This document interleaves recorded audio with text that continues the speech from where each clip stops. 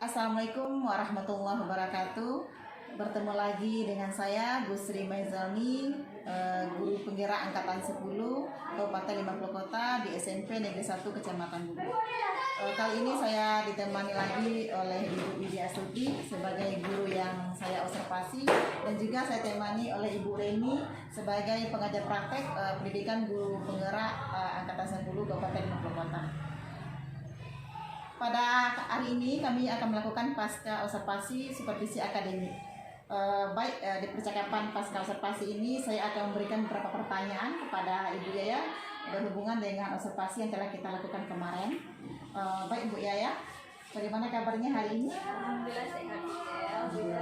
Alhamdulillah saya juga sehat. Dan Ibu Reni, apa kabarnya Ibu? Alhamdulillah sehat. Ya, terima kasih ya Ibu yang selalu semangat mendampingi saya. Baik Ibu Yaya, ada beberapa pertanyaan untuk evaluasi kita dalam kegiatan observasi yang kemarin. Yang pertama, bagaimana perasaan Ibu Yaya setelah kita melakukan observasi kelas kemarin? Perasaan saya setelah melakukan observasi itu tentu sangat senang sekali, karena dengan adanya observasi ini saya menjadi tahu apa-apa saja yang harus kekurangan dalam pembelajaran, kemudian apa-apa saja yang harus diperbaiki sehingga pembelajaran itu semakin bagus. Ya. Bisa diceritakan kembali Bu Yaya, kira-kira kompetensi pengembangan apa yang sudah Ibu lakukan, seperti apa tahapannya yang akan Ibu lakukan? Untuk kompetensi yang ingin saya kembangkan dalam pembelajaran kemarin itu tentu saja kompetensi pengetahuan dan keterampilan dari siswa yang beda.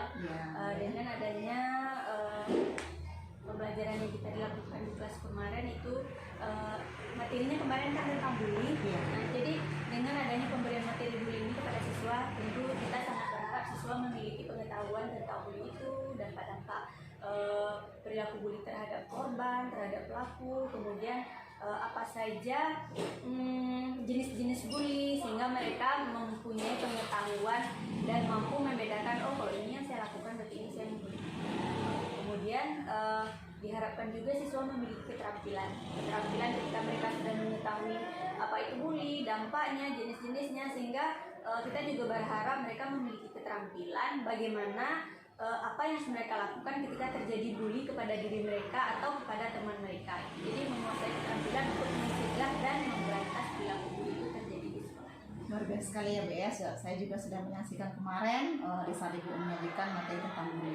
Anak juga aktif. Jadi ada dua kompetensi yang dikembangkan, pengetahuan dan keterampilan ya Bu ya.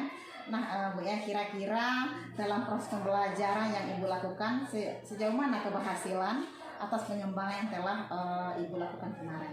Oke, kalau untuk keberhasilan saya rasa ini alhamdulillah itu terlihat, keberhasilan itu terlihat dari antusias siswa. Yang pertama ya, ketika saya memberikan materi tentang bully itu mereka sangat antusias sekali mengikuti pelajaran.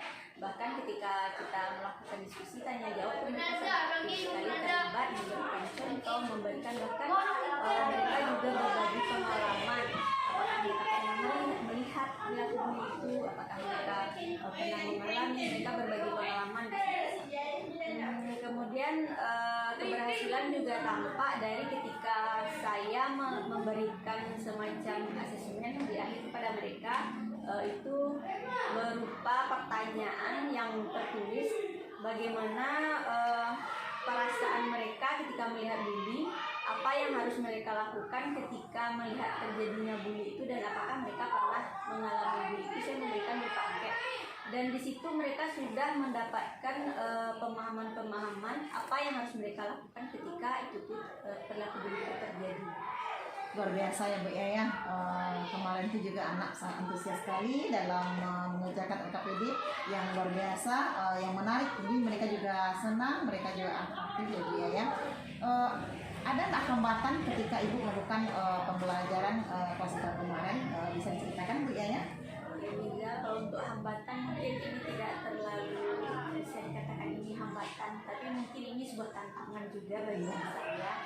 Pada saat proses belajar kemarin itu, ketika kita melakukan permainan atau katakanlah itu ice breaking yang berkaitan dengan perilaku bully itu ada beberapa, itu tidak banyak, mungkin 2-3 orang siswa yang belum terlibat aktif ketika teman-temannya yang lain udah berlomba-lomba untuk menjawab pertanyaan, untuk tampil ke depan, membagikan pengalaman mereka. Ada beberapa siswa itu yang terlihat pasif aja, duduk aja di meja mereka, itu terlihat tidak bersemangat gitu, tidak aktif dalam pembelajaran. Mungkin itu menjadi satu tantangan tersendiri. Itu yang pertama. Kemudian yang kedua, pada saat pembagian kelompok itu yang namanya siswa kita remaja yang masa transisi kan dari SD ke SMP, itu kan jiwa mereka itu sedang bergejolak. Jadi ketika kita mengadakan permainan itu kan mereka bersemangat kan. Nah, jadi semangatnya itu berkepanjangan. Jadi pada saat kita melakukan membagi kelompok itu mereka semangat. Jadi lama untuk menenangkan kembali, sehingga kita butuh waktu untuk memulai pembelajaran lagi, karena mereka ketawa ketika diberikan, mereka ketawa-ketawanya itu lama. Jadi butuh waktu juga jadinya untuk menenangkan kembali. Gitu. Tapi itu bukan hambatan sebenarnya, tapi itu tantangan ya Bu ya.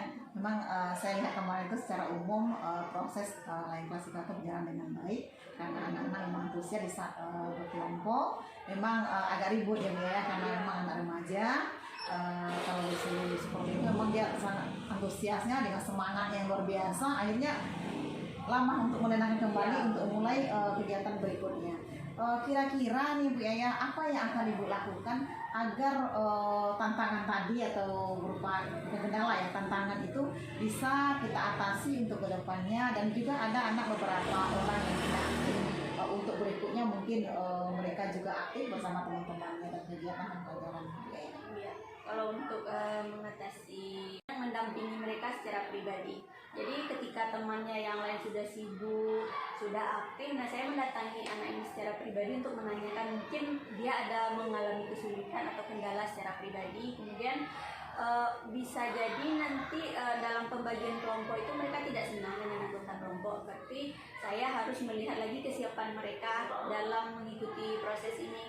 Kemudian apakah kelompok yang saya bagi itu sudah sesuai dengan kesiapan belajar mereka, karena kan seperti kita ketahui kan anak-anak remaja ini ada mempunyai teman dekat yang dia nyaman sefrekuensi istilahnya dengan siswa itu.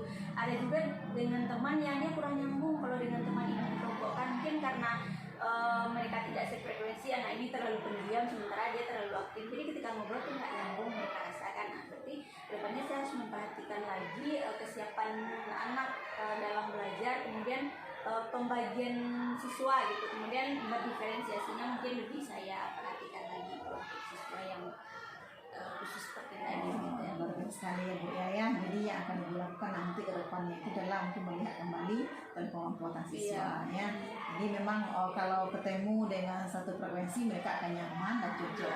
Ketika desa anak yang pendiam kita gabungkan dengan anak yang luar biasa, sudah bicara atau aktif, maka mereka akan merasa tinggal gitu ya Bu Ya ya. sebenarnya itu bagus kan Iya. jika kita kelompokkan mereka. Jadi anak-anak yang agak pendiam ini kita harapkan dia jadi terlibat aktif ketika temannya aktif kan, tapi mungkin kalau langsung mungkin agak mendadak, jadi butuh penyesuaian gitu mungkin juga.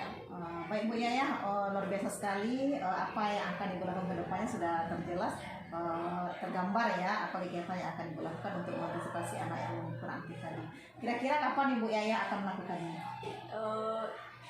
Langsung bisa, langsung di pertemuan berikutnya, karena ini kan menjadi evaluasi bagi kita kan. Ternyata di sini loh kurang saya, jadi ini semacam evaluasi diri.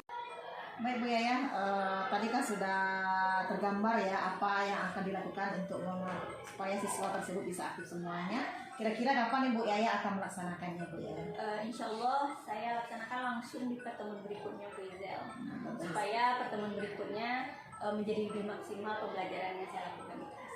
Baik sekali ya Bu Yaya. Baik Bu Yaya, mungkin itu saja untuk refleksi kita pada hari ini. Mudah-mudahan apa yang telah Ibu rencanakan dapat terrealisasi dengan baik dan tujuan kita dalam pembelajaran bisa terlaksana. Terima kasih Bu Yaya atas waktunya hari ini.